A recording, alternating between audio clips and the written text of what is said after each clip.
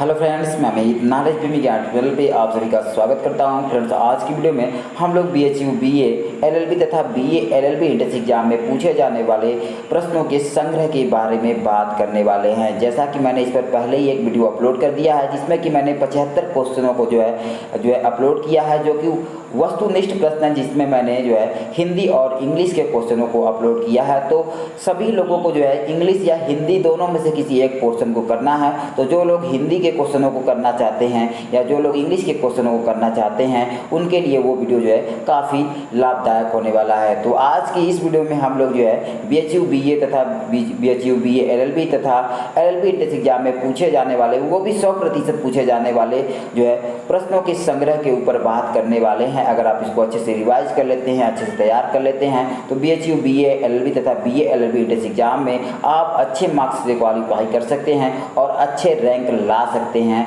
हो सकता है कि ये जो मैं प्रश्न जो यहाँ पर अपलोड करने वाला हूँ, आपके क्वालिफाइंग मार्क्स सिद्ध हो सकते हैं। तो आप लोग इस वीडियो में शुरू से अंत तक बने रहे, ताकि इन प्रश्नों को आप लोग अच्छे से देख सके और रिवाइज कर सके तथा अच्छे मार्क्स ला सके। तो फ्रेंड्स, बगैर समय नष्ट करते हुए चलिए हम लोग इन महत्वपूर्ण प्रश्नों के बारे में देख लेते हैं।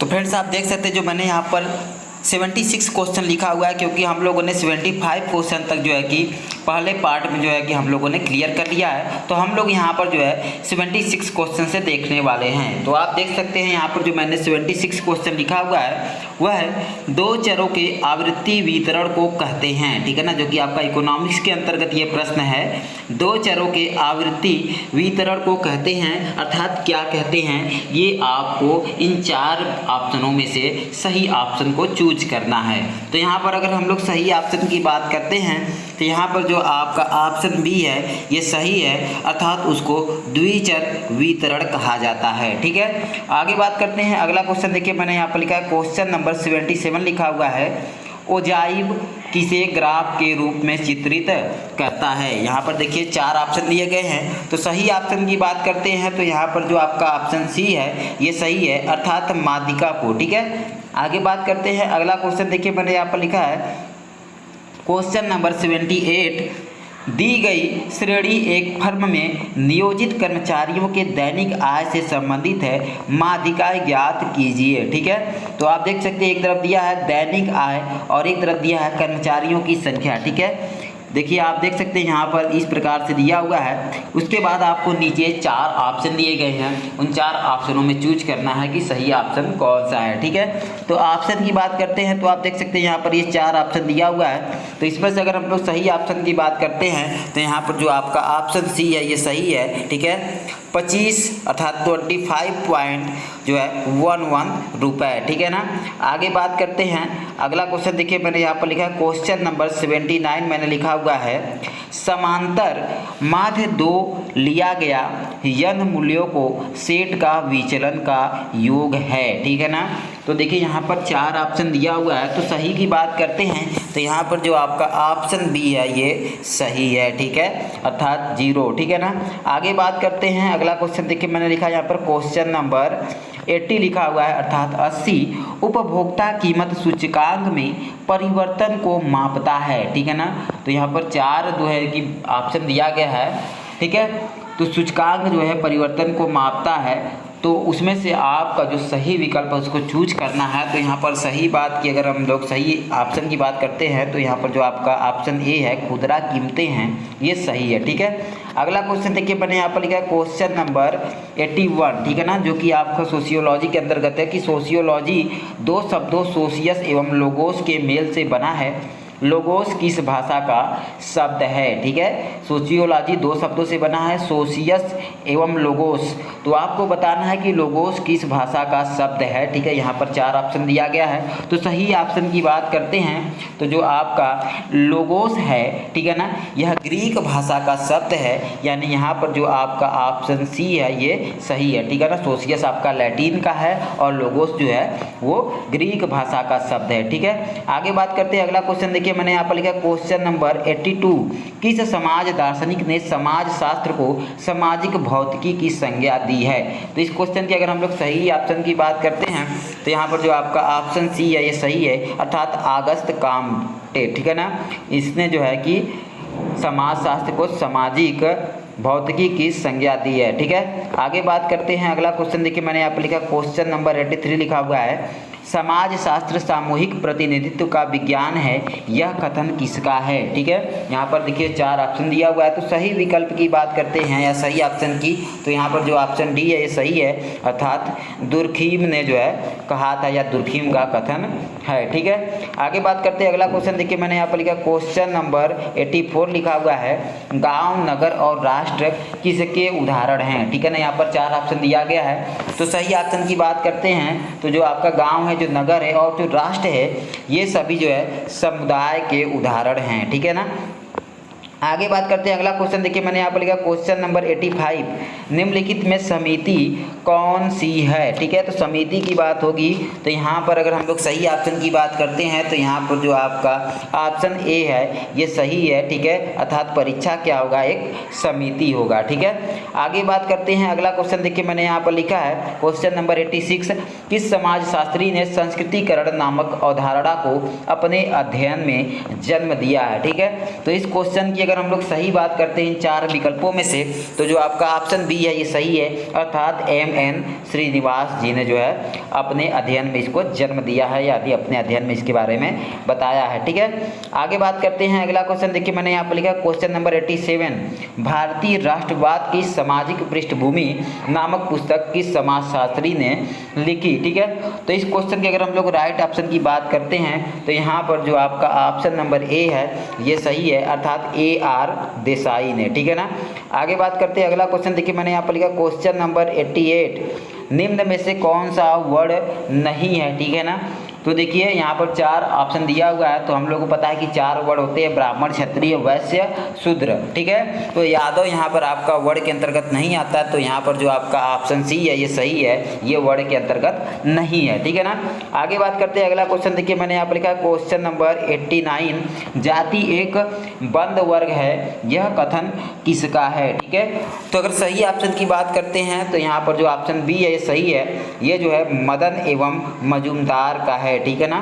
आगे बात करते हैं, अगला क्वेश्चन देखिए मैंने यहाँ पर लिखा है क्वेश्चन नंबर 90 अर्थात 90, निम्नलिखित में से कौन वानप्रस्थ आश्रम की आयु है, ठीक है। तो वानप्रस्थ आपका तीसरे नंबर पे आता है, ठीक है। तो उस हिसाब से आपका हो जाएगा ऑप्शन सी यहाँ पर सही, अर्थात 50 से 75 वर्ष तक, ठीक है ना। क्योंकि आपका पहला होता है ब्रह्मचर्य, दूसरा होता है गृहस्थ, तीसरा होता है वानप्रस्थ और चौथा होता है संन्यास, ठीक है। तो ब्रह्मचर्य आपका जो है 1 से 25 वर्ष तक होता है, उसके बाद बात करते हैं गृहस्थ की, तो आपका ये 26 से 50 तक होता है, उसके बाद वानप्रस्थ होता है आपका 50 से 75 तक, ठीक है ना। उसके बाद अगर बात करते हैं आपके संन्यास की, ठीक है, तो संन्यास का होता है उसके बाद 75 से 100 तक, ठीक है। अगले क्वेश्चन की बात करते हैं, अगला क्वेश्चन देखिए मैंने यहाँ पर लिखा क्वेश्चन नंबर 91 लिखा हुआ है, भारतीय दर्शन में कितने पुरुषार्थ का उल्लेख है, ठीक है। तो इस क्वेश्चन के अगर सही विकल्प की बात करते हैं तो यहाँ पर जो ऑप्शन आपका ए है ये सही है, अर्थात 4, ठीक है ना। 4 दर्शन, 4 पुरुषार्थ होते हैं भारतीय दर्शन में, ठीक है ना, धर्म, अर्थ, काम, मोक्ष, ठीक है। आगे बात करते हैं, अगला क्वेश्चन देखिए मैंने यहाँ पर लिखा क्वेश्चन नंबर 92, निम्नलिखित में से कौन एक सामाजिक नियंत्रण का औपचारिक अभिकरण है। तो औपचारिक अभिकरण की बात आती है तो यहाँ पर जो आपका राज्य है ये सही है, ठीक है ना। ये क्या है, औपचारिक अभिकरण है। बाकी जो आपकी परंपरा है, जो परिवार है, जो प्रथा है, ये क्या है, ये अनौपचारिक जो है अभिकरण है नियंत्रण का, जो आप पर नियंत्रण करता है, लेकिन अनौपचारिक साधन है। लेकिन औपचारिक या कानूनी साधन की बात आ जाती है तो आपका राज्य हो जाएगा, ठीक है। आगे बात करते हैं, अगला क्वेश्चन देखिए मैंने यहाँ पर लिखा क्वेश्चन नंबर 93 लिखा हुआ है, किसने प्राथमिक समूह की अवधारणा को प्रेरित किया या प्रतिपादित किया, ठीक है। तो इसकी अगर हम लोग सही ऑप्शन की बात करते हैं तो इसका सही ऑप्शन आपका ए है, अर्थात कूले ने जो है प्राथमिक समूह की अवधारणा को दिया था, ठीक है, या प्रतिपादित किया था। अगला क्वेश्चन देखिए मैंने यहाँ पर लिखा क्वेश्चन नंबर 94, अभौतिक संस्कृति की अवधारणा किसने दी। तो देखिए यहाँ पर 4 ऑप्शन है, सही ऑप्शन की बात करते हैं तो अभौतिक संस्कृति की अवधारणा जो है आगवर्न ने दिया था, यानी यहाँ पर जो आपका ऑप्शन बी है ये सही है। ठीक है, आगे बात करते हैं। अगला क्वेश्चन देखिए मैंने यहाँ पर लिखा हुआ है क्वेश्चन नंबर 95 मैंने लिखा है शारदा एक्ट क्या रोकने के लिए पारित हुआ था। ठीक है ना, तो देखिए यहाँ पर 4 ऑप्शन दिया हुआ है। तो शारदा एक्ट जो है आपके बाल विवाह से संबंधित था, यानी यहाँ पर जो आपका ऑप्शन बी है ये सही है, अर्थात शारदा एक्ट जो है बाल विवाह रोकने के लिए जो है पारित हुआ था। ठीक है, आगे बात करते हैं। अगला क्वेश्चन देखिए मैंने यहाँ पर लिखा क्वेश्चन नंबर जो है 96 लिखा हुआ है पर्यावरण के मनुष्यकृत भाग को हर्ष कोविड्स क्या कहते हैं। ठीक है, पर्यावरण के मनुष्यकृत भाग को हर्ष कोविड्स क्या कहते हैं। ठीक है, तो यहाँ पर देखिए 4 ऑप्शन दिया हुआ है, तो ये 4 ऑप्शनों में सही आपको चूज करना है कि क्या कहते थे।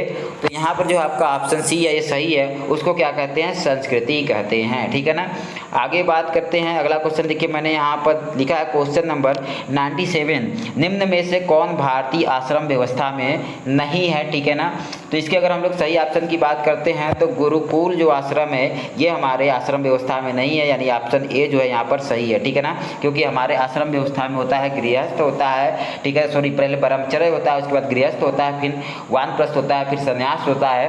तो यहाँ पर जो है कि आपका ब्रह्मचर्य नहीं दिया गया बल्कि उसके बदले गुरुकुल दिया गया है, तो ये आपका जो ऑप्शन है ये यहाँ पर आश्रम के अंतर्गत नहीं है। ठीक है ना, आगे बात करते हैं। अगला क्वेश्चन देखिए मैंने लिखा है क्वेश्चन नंबर 98 निम्न में से कौन अर्जित परिस्थिति है। ठीक है, तो देखिए यहाँ पर अगर सही ऑप्शन की बात करते हैं तो यहाँ पर जो आपका ऑप्शन सी है ये सही है, अर्थात शिक्षक। ठीक है ना, शिक्षक जो है मनुष्य खुद जो है खुद से उस परिस्थिति को प्राप्त करता है, बाकी जो पुरुष है, जो जाति है, जो आयु है, ये मनुष्य बिना प्राप्त किए जो है उसको जो है प्रकृति के द्वारा जो है धीरे धीरे प्राप्त होता है। लेकिन अगर जो है अर्जित की बात आएगी तो जो खुद से प्राप्त करता है, तो एक मनुष्य जो है शिक्षक पढ़ लिख कर स्वयं से बनता है। ठीक है, तो ये आपका जो है अर्जित परिस्थिति हो जाएगा। ठीक है, आगे बात करते हैं। अगला क्वेश्चन देखिए मैंने यहाँ पर लिखा क्वेश्चन नंबर 99 निम्नलिखित में से कौन सा सामाजिक नियंत्रण का एक अनौपचारिक साधन है। ठीक है, अनौपचारिक की बात आती है तो मैंने बताया था कि जो राज्य द्वारा या जो कानून द्वारा जो नहीं किया जाता है, ठीक है, उसको हम लोग कहते हैं अनौपचारिक। ठीक है, या जो रीति रिवाजों द्वारा किया जाता है, ठीक है, उसको हम लोग कहते हैं अनौपचारिक।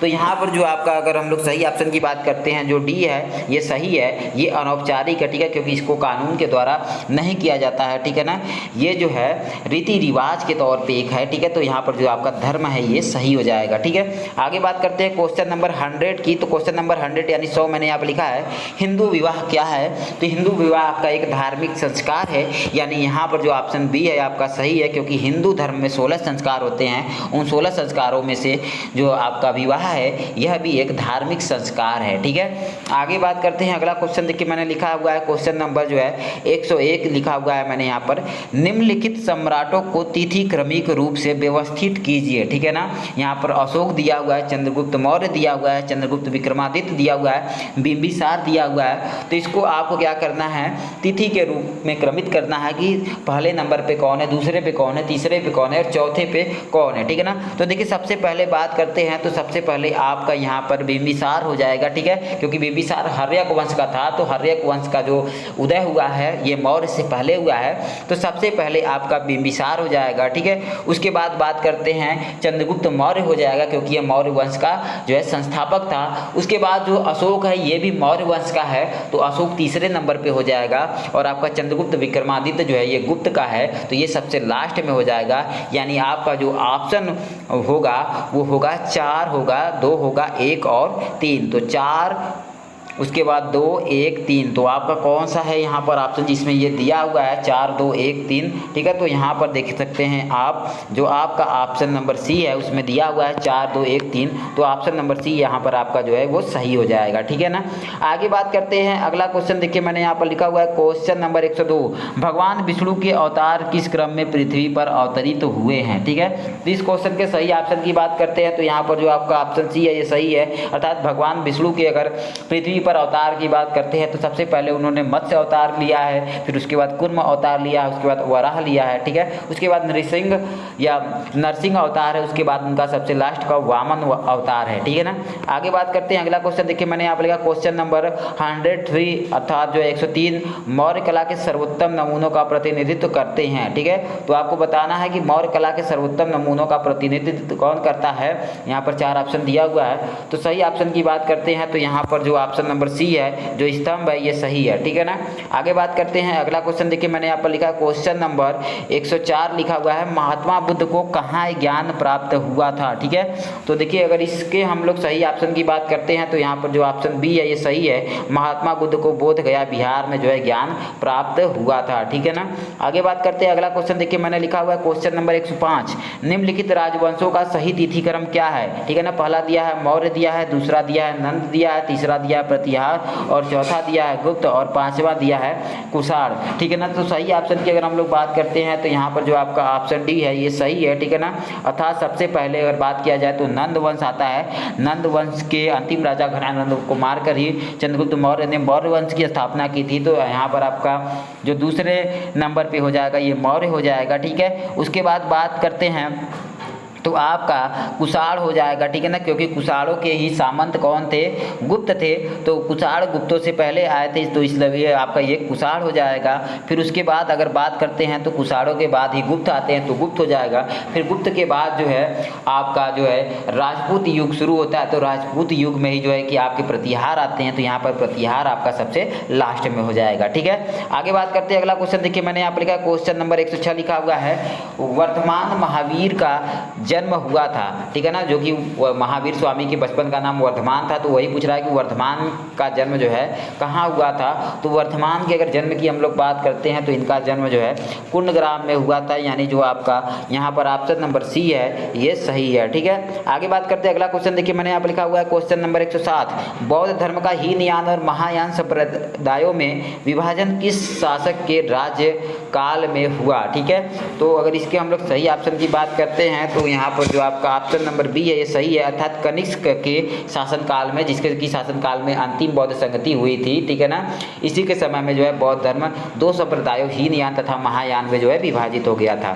आगे बात करते हैं, अगला क्वेश्चन देखिए मैंने यहाँ पर लिखा है क्वेश्चन नंबर 108, फायान ने किसके राज्यकाल में भारत भ्रमण किया था, ठीक है। तो देखिए अगर सही ऑप्शन की बात करते हैं यहाँ पर तो आपका सही ऑप्शन है option number A, Chandragupta Vikramaditya, या जिसको हम लोग कहते हैं चंद्रगुप्त द्वितीय कहते हैं, इसी के शासनकाल में चीनी यात्री फायान ने भारत का जो है भ्रमण किया था, ठीक है। आगे बात करते हैं, अगला क्वेश्चन देखिए यहाँ पर मैंने लिखा क्वेश्चन नंबर 109 लिखा हुआ है, दिल्ली में पुराना किला का निर्माण जो है किसका निर्माण है या किसने निर्माण किया था दिल्ली में पुराना किला का। तो इसके अगर हम लोग सही ऑप्शन की बात करते हैं तो यहाँ पर जो आपका ऑप्शन बी है सही है, अर्थात शेर शाह ने दिल्ली में पुराना किला का जो है निर्माण करवाया था। आगे बात करते हैं, अगला क्वेश्चन देखिए मैंने यहाँ पर लिखा क्वेश्चन नंबर 110 लिखा हुआ है, निम्न वंशों को सही क्रम में व्यवस्थित करते हुए दिए गए कूट संकेतों से सही उत्तर चुने, ठीक है। यहाँ पर पहला दिया है तुगलक, दूसरा दिया है खलजी या खिलजी, तीसरा है गुलाम, चौथा है सैयद और पांचवा है लोधी। तो इसको आपको क्रम से जो है रखना है और सही जो है ऑप्शन को चूज करना है। तो यहाँ पर देखिए अगर ऑप्शन की बात करते हैं तो यहाँ पर जो आपका ऑप्शन नंबर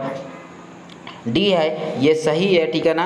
यानी सबसे पहले आपके कौन हो जाएंगे, ठीक है ना, गुलाम हो जाएंगे, ठीक है। सबसे पहले गुलाम वंश की स्थापना होती है, ठीक है।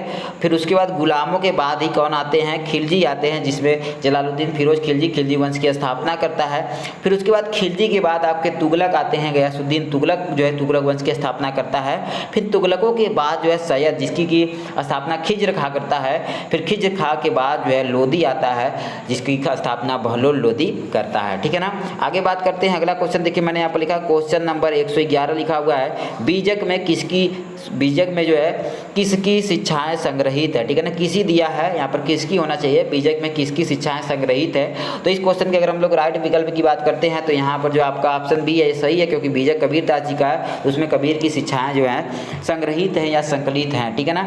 आगे बात करते हैं, अगला क्वेश्चन आप देख सकते हैं यहाँ पर मैंने लिखा हुआ है क्वेश्चन नंबर 112, यहाँ पर आप देख सकते हैं, निम्न युग्मों को सुमेलित करते हुए कूट संकेतों से सही उत्तर चुने, ठीक है। तो आप देख सकते हैं यहाँ पर दिया हुआ है आपको जो है कि सही ऑप्शन को चूज करने के लिए दिया हुआ है नीचे 4 ऑप्शन, लेकिन उससे पहले आपको ऊपर जो दिए गए हैं उनको आपको सही रूप से मिलाते हुए जो है आपको सही ऑप्शन को चूज करना है। तो यहाँ पर जो आपका ऑप्शन ए है ये सही है, ठीक है ना। अर्थात अहमदनगर जो है आपका संबंधित है निजाम शाही से, ठीक है, यानी अहमदनगर में निजाम शाही वंश की स्थापना की गई थी। अगर बात करते हैं गोलकुंडा की तो गोलकुंडा में जो है कुतुब शाही वंश की स्थापना की गई थी। बात करते हैं बी की बीजापुर की तो बीजापुर में जो है आदिल शाही वंश की स्थापना की गई थी। और बात करते हैं बरार की तो बरार में जो है इमाद शाही वंश की स्थापना की गई थी। इसलिए आपका जो ऑप्शन ए है ये सही है, ठीक है ना। आगे बात करते हैं, अगला क्वेश्चन देखिए, मैंने यहाँ पर लिखा क्वेश्चन नंबर 113, निम्न में कौन सा युग्म सुमेलित नहीं है, ठीक है ना। तो देखिए प्लासी का युद्ध 1757 में हुआ है, बक्सर का युद्ध जो है 1764 में हुआ है, जो आपका चौसा का युद्ध है ये 1539 ईस्वी में हुआ है, लेकिन पानीपत का आपका तृतीय युद्ध ये हुआ था 1761 में, लेकिन यहाँ पर दिया है 1763 ईस्वी में, यानी ये आपका गलत है। इसलिए यहाँ पर हम लोग कह सकते हैं कि पानीपत का तृतीय युद्ध वाला जो ऑप्शन है ये सही है, ठीक है ना। आगे बात करते हैं, अगला क्वेश्चन देखिए यहाँ पर मैंने लिखा हुआ क्वेश्चन नंबर 114, मोपला विद्रोह किस क्षेत्र में हुआ था, ठीक है ना। 1921 में हुआ था मोपला विद्रोह, लेकिन ये किस क्षेत्र में हुआ था, तो जो आपका मोपला विद्रोह है ये मालाबार क्षेत्र में हुआ था, यानी यहाँ पर जो ऑप्शन सी है ये सही है, ठीक है ना। आगे बात करते हैं, अगला क्वेश्चन देखिए मैंने यहाँ पर लिखा क्वेश्चन नंबर 115 लिखा हुआ है, आदिल शाही सामंत जिसे शिवाजी को दंडित करने का काम सौंपा गया था लेकिन वह स्वयं उनके द्वारा मार डाला गया, वह कौन था, ठीक है ना। इस 4 ऑप्शनों में से आपको चूज करना है, ठीक है ना। तो अगर हम लोग सही ऑप्शन की बात करते हैं तो वो अफजल खां था, जिसको कि शिवाजी की हत्या करने के लिए भेजा गया था, इसलिए यहाँ पर जो आपका ऑप्शन ए है ये सही है, ठीक है। अगला क्वेश्चन देखिए मैंने यहाँ पर लिखा क्वेश्चन नंबर 116 लिखा हुआ है, निम्न में रामकृष्ण मिशन का संस्थापक कौन था। तो रामकृष्ण जो थे ये स्वामी विवेकानंद के गुरु थे, तो जो रामकृष्ण मिशन है इसकी स्थापना स्वामी विवेकानंद जी के द्वारा जो है किया जाता है, ठीक है। कब 1997 ईस्वी में जो है कि किया जाता है। 1993 में विश्व में शिकागो सम्मेलन होता है, धर्म सम्मेलन, उसके बाद जो है 5 साल बाद जो है कि 4 साल बाद जो है 97 में जो है कि आपका रामकृष्ण मिशन की जो है स्थापना होती है, ठीक है ना। आगे बात करते हैं, अगला क्वेश्चन देखिए मैंने यहाँ पर लिखा है क्वेश्चन नंबर 117, भारतीय राष्ट्रीय कांग्रेस की प्रथम महिला अध्यक्ष कौन थी, ठीक है ना। तो भारतीय राष्ट्रीय कांग्रेस के अगर प्रथम महिला अध्यक्ष की बात करते हैं तो आपकी थी एनी बेसेंट, यानी जो आपका यहाँ पर ऑप्शन बी है ये सही है, ठीक है ना। आगे बात करते हैं, अगला क्वेश्चन देखिए मैंने यहाँ पर लिखा क्वेश्चन नंबर 118, निम्न में से कौन सा युग्म सुमेलित नहीं है, ठीक है ना। तो देखिए ब्रह्म समाज राजा राम मोहन राय ये सही है, आर्य समाज जो है दयानंद सरस्वती ये भी सही है, ठीक है ना। उसके बाद आगे हम लोग बात करते हैं अलीगढ़ आंदोलन, तो ये भी सर सैयद अहमद खान से संबंधित है, ये भी सही है। तो आपका जो ऑप्शन डी बचा हितकारी, ये जो आरजी भंडारकर है, ठीक है ना, ये गलत है, ठीक है ना, यानी आपका ऑप्शन नंबर डी जो है ये सही है। आगे बात करते हैं, अगला क्वेश्चन देखिए मैंने यहाँ पर लिखा क्वेश्चन नंबर 119 लिखा हुआ है, निम्नलिखित युग्मों को सुमेलित करते हुए निम्न कुट संकेतों से सही उत्तर चुने, ठीक है। तो आप देख सकते हैं यहाँ पर जो है कि दिया हुआ है, ठीक है। सबसे पहले आपको 4 जो है कि यहाँ पर दिए हुए सेवा समिति, भारत सेवक समाज, प्रार्थना समाज, यंग बंगाल आंदोलन, फिर उसके बाद एक तरफ जो है कि व्यक्तियों के नाम दिए हैं कि कौन सा जो समिति है, संस्था है, वो किससे संबंधित है, उसके बाद नीचे कोड दिया गया है, ठीक है। तो अगर हम लोग सही की बात करते हैं यहाँ पर सही ऑप्शन की, तो यहाँ पर जो आपका ऑप्शन बी है ये सही है, ठीक है ना। यहाँ पर जो ऑप्शन बी है ये सही है, अतः सेवा समिति आपका जो है HN कुंजरू से संबंधित है। आपका जो भारत सेवक समाज है ये जो है गोखले से संबंधित है, और प्रार्थना समाज आपका जो है ये रनाडे से संबंधित है, और जो आपका यंग बंगाल आंदोलन है ये डेरोजियो से संबंधित है, ठीक है ना। आगे बात करते हैं, अगला क्वेश्चन देखिए मैंने यहाँ पर लिखा क्वेश्चन नंबर जो है 120 लिखा हुआ है, सूची 1 एवं सूची 2 को सुमेलित करते हुए, ठीक है ना, करने लिखा है, करते हुए नीचे दिए गए कुट संकेतों से सही उत्तर का चयन कीजिए, ठीक है ना। देखिए यहाँ पर दिया हुआ है रानी लक्ष्मीबाई, तात्या टोपे, नाना साहब, बहादुर शाह, और एक तरफ सूची दिया हुआ है रंगून में निर्वासित, नेपाल में पलायन, बंदी बनाकर मृत्युदंड, युद्ध में मारी गई, ठीक है। तो अगर हम लोग बात करते हैं इस कूट का इस्तेमाल करते हुए सही ऑप्शन की, तो यहाँ पर जो आपका ऑप्शन की अगर हम लोग बात करते हैं तो जो ऑप्शन नंबर आपका सी यहाँ पर ये दिया हुआ है ये सही है, ठीक है ना। अर्थात कहने का मतलब है कि जो आपकी रानी लक्ष्मीबाई थी ये युद्ध में मारी गई थी, जो आपके तात्या तोपे थे ये बंदी बनाकर इनको मृत्युदंड दिया गया, और जो आपके नाना साहब है ये नेपाल में पलायन कर गए थे, और जो बहादुर शाह है इसको निर्वासित करके रंगून में जो कि म्यांमार की राजधानी थी वहाँ पर इसको निर्वासित करके भेज दिया गया, ठीक है ना। आगे बात करते हैं, अगला क्वेश्चन देखिए मैंने लिखा है क्वेश्चन नंबर 121 यानी 121, संविधान सभा के अस्थायी अध्यक्ष कौन थे, ठीक है। तो संविधान सभा के जो आपके अस्थायी अध्यक्ष थे वो डॉक्टर राजेंद्र प्रसाद थे, ठीक है ना, यानी यहाँ पर जो आपका ऑप्शन नंबर डी है ये सही है, ठीक है। आगे बात करते हैं, अगला क्वेश्चन देखिए मैंने लिखा है क्वेश्चन नंबर 122, भारत का संविधान कब लागू हुआ, ठीक है।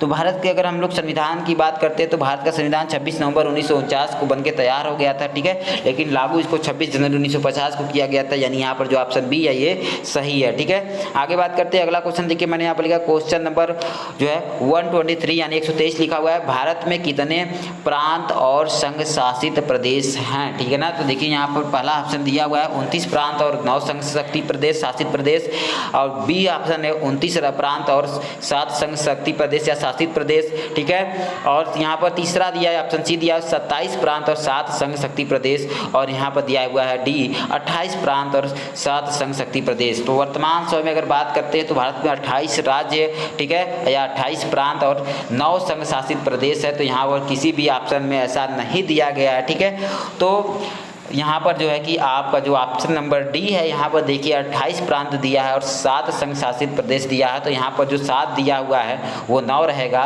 ठीक है, तब जाकर जो आपका ऑप्शन डी है ये सही होगा, यानी यहाँ पर जो 7 दिया हुआ है यहाँ पर आपका 9 होगा, तब जाकर ये ऑप्शन आपका डी सही होगा, यानी इसमें से किसी भी कोई भी जो ऑप्शन है ये सही नहीं दिया गया है, ठीक है ना।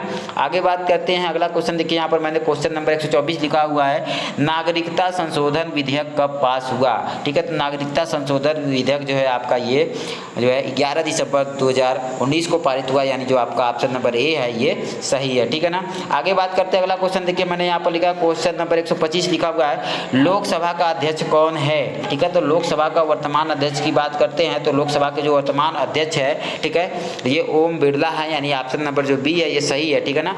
सुमित्रा महाजन की बात आती है तो ये इसके पहले थी, ठीक है, ओम बिरला जी के पहले थी, ठीक है, नहीं पूर्व लोकसभा अध्यक्ष थी, ठीक है ना। आगे बात करते हैं, अगला क्वेश्चन देखिए मैंने यहाँ पर लिखा क्वेश्चन नंबर 126 लिखा हुआ है, संविधान को किसने बनाया, ठीक है। देखिए यहाँ पर 4 ऑप्शन दिया गया है, तो संविधान को न तो डॉक्टर भीमराव अंबेडकर जी ने अकेले बनाया है, न तो प्रारूप समिति ने अकेले बनाया है, न तो जवाहरलाल नेहरू ने बनाया है, बल्कि सभी लोग मिलकर एक संविधान सभा का निर्माण करते हैं और संविधान सभा के द्वारा जो है संविधान बनाया जाता है, यानी जो ऑप्शन डी है यहाँ पर ये सही है, ठीक है ना।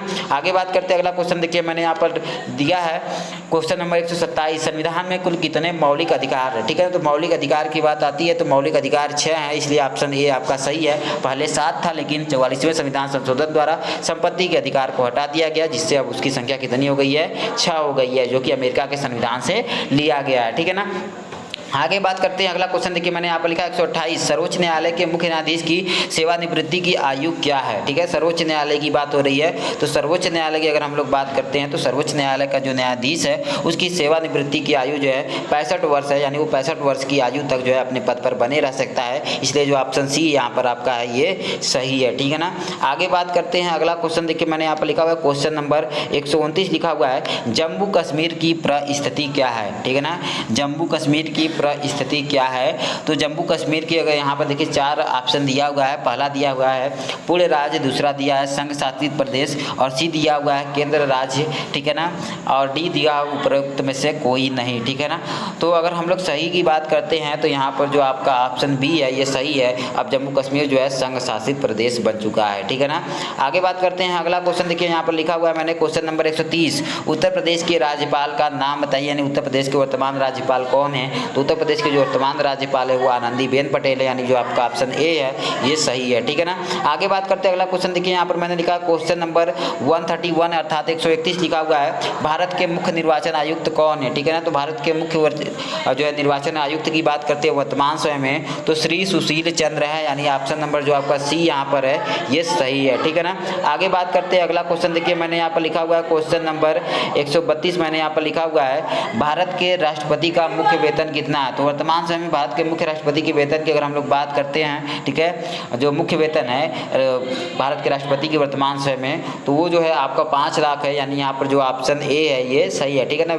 आपके जो भत्ते वगैरह हैं उसको छोड़कर मुख्य वेतन की केवल बात हो रही है, तो मुख्य वेतन आपका 5 लाख है, ठीक है ना। आगे बात करते हैं, अगला क्वेश्चन देखिए मैंने यहाँ पर लिखा क्वेश्चन नंबर 133 लिखा हुआ है, भारत छोड़ो आंदोलन कब प्रारंभ हुआ। तो भारत छोड़ो आंदोलन जो है आपका 8 अगस्त 1942 को जो है कि प्रारंभ हुआ था, यानी यहाँ पर जो आपका ऑप्शन नंबर जो बी है यहाँ पर ये सही है। ठीक है, आगे बात करते हैं। अगला क्वेश्चन देखिए मैंने यहाँ पर लिखा हुआ है 134 नंबर क्वेश्चन है, भारत के प्रथम गृह मंत्री कौन थे? ठीक है, तो भारत के प्रथम गृह मंत्री की बात आती है तो भारत के जो पहले गृह मंत्री थे वो सरदार वल्लभ भाई पटेल थे। ठीक है, यानी आपका ऑप्शन नंबर जो डी है यहाँ पर सही है। पहले विदेश मंत्री की बात आती है तो पंडित जवाहरलाल नेहरू पहले प्रधानमंत्री भी रह चुके थे। ठीक है, पहले शिक्षा मंत्री की बात आती है तो मौलाना अबुल कलाम आजाद थे, लेकिन जब गृह मंत्री की बात आती है तो सरदार वल्लभ भाई पटेल थे। ठीक है ना, आगे बात करते हैं। अगला क्वेश्चन देखिए यहाँ पर मैंने लिखा हुआ है क्वेश्चन नंबर 135, स्वतंत्र का अधिकार क्या है या स्वतंत्रता का अधिकार क्या है? ठीक है ना, तो देखिए यहाँ पर 4 ऑप्शन दिया गया है। तो स्वतंत्रता का अधिकार जो है ये आपका एक मौलिक अधिकार है। ठीक है, यानी यहाँ पर जो आपका ऑप्शन बी है ये सही है। ठीक है,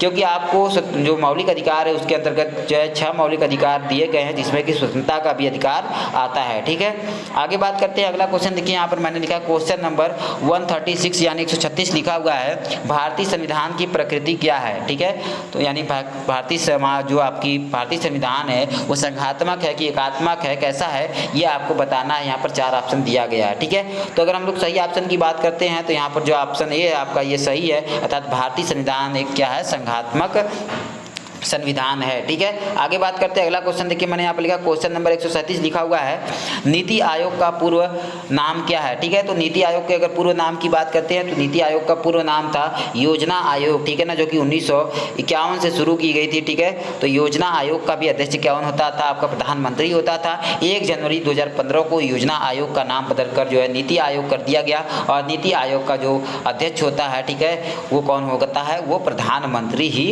होता है। ठीक है, नीति आयोग का जो अध्यक्ष होगा वो प्रधानमंत्री ही होगा। ठीक है, आगे बात करते हैं। अगला क्वेश्चन देखिए मैंने यहाँ पर लिखा क्वेश्चन नंबर 138, सूचना का अधिकार क्या है? ठीक है, तो सूचना का अधिकार भी आपका एक मौलिक अधिकार है, यानी यहाँ पर जो ऑप्शन डी है ये सही है। ठीक है, आगे बात करते हैं। अगला क्वेश्चन देखिए मैंने यहाँ पर लिखा क्वेश्चन नंबर 139, प्रधानमंत्री किसके प्रति उत्तरदायी होता है? ठीक है, तो यहाँ पर बात करते हैं सही आंसर की, तो यहाँ पर जो आपका ऑप्शन ए है ये सही है। ठीक है ना, जो आपका संसद होता है ये 3 चीज़ों से मिलकर बना होता है, लोकसभा, राज्यसभा और राष्ट्रपति से मिलकर बना होता है।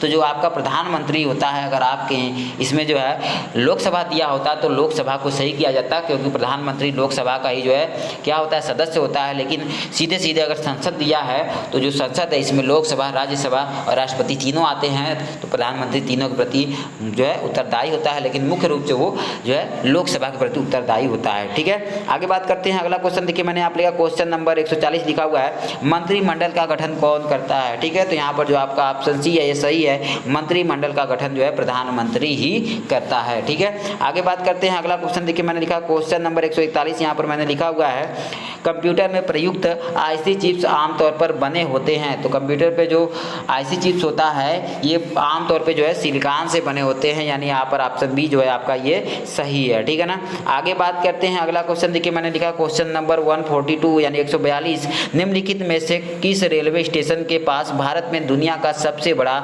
और यानी लंबा रेलवे प्लेटफार्म है? ठीक है, तो सही ऑप्शन की बात करते हैं तो यहाँ पर जो आपका ऑप्शन ए है ये सही है, अर्थात गोरखपुर रेलवे स्टेशन। ठीक है ना, आगे बात करते हैं। अगला क्वेश्चन देखिए मैंने लिखा है क्वेश्चन नंबर 143, संविधान के किस संशोधन में अरुणाचल प्रदेश को पूर्ण राज्य का दर्जा देने की पेशकश जो है की गई थी? ठीक है, तो अगर इसके हम लोग सही ऑप्शन की बात करते हैं तो यहाँ पर जो आपका ऑप्शन ए है सही है, अर्थात 55वां जो संविधान संशोधन हुआ था, ठीक है, अर्थात 55 जो संविधान संशोधन हुआ था, ठीक है, उसमें जो है कि आपको अरुणाचल प्रदेश को जो है पूर्ण राज्य का दर्जा देने की जो है पेशकश की गई थी। आगे बात करते हैं। अगला क्वेश्चन देखिए मैंने यहाँ पर लिखा क्वेश्चन नंबर 144 लिखा हुआ है, राष्ट्रीय आपातकाल घोषित करने का अधिकार किसे है? तो राष्ट्रीय आपातकाल घोषित करने का जो अधिकार है ये भारत के राष्ट्रपति को है, यानी यहाँ पर जो ऑप्शन नंबर सी है ये सही है। ठीक है, आगे बात करते हैं। अगला क्वेश्चन देखिए मैंने यहाँ पर लिखा क्वेश्चन नंबर 145 लिखा हुआ है 145, विटामिन के की कमी से क्या होता है? ठीक है, या विटामिन के की कमी से कौन सी दिक्कत या परेशानी होती है? तो यहाँ पर देखिए 4 जो है कि ऑप्शन दिया गया है, तो सही ऑप्शन की बात करते हैं तो यहाँ पर जो आपका ऑप्शन बी है ये सही है, रक्त जमावट में समस्या होता है, क्योंकि जो आपका विटामिन के होता है ये जो है रक्त के थक्का बनने में सहायक होता है। अगर आपके अंदर विटामिन के की कमी होती है तो आपके खून जो है अगर किसी प्रकार का चोट लग जाता है तो जो है कि खून में थक्का नहीं बनेगा, यानी थूक रुके जो आपका खून है वो रुकेगा नहीं। ठीक है ना, यानी थक्का नहीं बन पाएगा। ठीक है, आगे बात करते हैं। अगला क्वेश्चन देखिए मैंने यहाँ पर लिखा क्वेश्चन नंबर 146 लिखा हुआ है 146, मृत सागर किन दो देशों के बीच जो है स्थित है? तो मृत सागर जो है आपका जॉर्डन और इजराइल के बीच स्थित है, यानी यहाँ पर जो ऑप्शन सी है ये सही है। ठीक है, आगे बात करते हैं। अगला क्वेश्चन देखिए, मैंने यहाँ पर लिखा क्वेश्चन नंबर 147 लिखा हुआ है, यानी अर्थात 147। विश्व का सबसे बड़ा द्वीप कौन सा है? तो विश्व का सबसे बड़ा द्वीप जो है आपका ग्रीनलैंड है, यानी जो ऑप्शन नंबर डी यहाँ पर दिया हुआ है ये सही है। ठीक है, आगे बात करते हैं। अगला क्वेश्चन देखिए, मैंने यहाँ पर लिखा क्वेश्चन नंबर 148। प्रसिद्ध पुस्तक जो है वी द पीपल किसने लिखी है? तो वी द पीपल जो है आपकी इन्होंने लिखा है नानी पालकीवाला ने, यानी यहाँ पर जो ऑप्शन डी है आपका है ये सही है। ठीक है, आगे बात करते हैं। अगला क्वेश्चन देखिए, यहाँ पर मैंने लिखा हुआ है क्वेश्चन नंबर 149 अर्थात 149। एशियाई खेलों में 400 मीटर दौड़ में स्वर्ण जीतने वाली भारतीय महिला कौन है? तो देखिए यहाँ पर जो है कि आपका 4 ऑप्शन दिया हुआ है, तो सही ऑप्शन की बात करते हैं तो यहाँ पर जो आपका ऑप्शन सी है ये सही है। कमलजीत संधू ने जो है एशियाई खेलों में 400 मीटर दौड़ में स्वर्ण पदक जीतने वाली जो है भारतीय महिला है। ठीक है, आगे बात करते हैं। यहाँ पर ये कमल सिंह आपका सिंधु जो है ये सही है। आगे बात करते हैं। अगला क्वेश्चन देखिए, मैंने यहाँ पर लिखा क्वेश्चन नंबर जो लास्ट मैंने यहाँ पर लिखा हुआ है क्वेश्चन नंबर 150 अर्थात 150, वह है नागखिलेम वन्य जीव अभयारण्य कहाँ स्थित है अर्थात किस राज्य में स्थित है? ठीक है, तो सही ऑप्शन की अगर हम लोग बात करते हैं तो जो आपका नागखिलेम जो वन्य जीव अभयारण्य है ये मेघालय में है, यानी यहाँ पर जो आपका ऑप्शन नंबर सी है ये सही है। ठीक है ना, तो इस प्रकार से ये था जो है आपके 75 महत्वपूर्ण जो है प्रश्न, क्योंकि हमने जो है कि 1 से लेकर 75 क्वेश्चन तक जो है कि मैंने आपको पिछले अपने प्रीवियस वीडियो में जो है कि उसको मैंने जो है बता दिया था, लेकिन इस वीडियो में हम लोगों ने जो है 75 से 150 तक का देखा, क्योंकि हम लोगों ने 75 पहले ही देख चुका था। ठीक है, तो यहाँ पर जो मैंने आपको 75 क्वेश्चन जो है कि यहाँ पर मैंने शो किया और उसके उत्तर को बताया। यह BHU BEd एग्जाम 2021 की दृष्टि से या आप LLB की कर रहे हैं या BLLB की कर रहे हैं तो उसकी भी दृष्टि से काफ़ी महत्वपूर्ण होने वाला है, क्योंकि ये जो है लगभग जो है 100% जो है चांस है कि ये प्रश्न पूछे जा सकते हैं। तो आप लोग इसको अच्छे से रिवाइज कर लेते हैं, तैयार कर लेते हैं, तो न केवल BHU इंटेंस एग्जाम की दृष्टि से ये जो है अन्य प्रतियोगी जो परीक्षाएं होने वाली हैं उसकी दृष्टि से भी आपके लिए काफ़ी सहायक सिद्ध होने वाला है। तो फ्रेंड्स, अगर मेरा ये वीडियो आपके थोड़ा भी हेल्पफुल हो और आपको थोड़ा भी अच्छा लगा हो तो प्लीज़ मेरे इस वीडियो को लाइक करना, शेयर करना, कमेंट करना बिल्कुल भी ना भूलें। और हमारे नॉलेज भी मिगान चैनल पर पहली बार आए हैं तो प्लीज़ इसको सब्सक्राइब करना भी बिल्कुल भी ना भूलें। फ्रेंड्स, आपसे मेरा रिक्वेस्ट है कि आप लोग जल्दी से जल्दी हमारे 1000 सब्सक्राइबर को पूरा करें, जिससे कि मैं लाइव क्लास चला सकूं और आप सभी के जो प्रॉब्लम है उसका सल्यूशन कर सकूं। तो फ्रेंड्स, मिलते हैं नेक्स्ट वीडियो में, तब तक के लिए thanks watching for this video.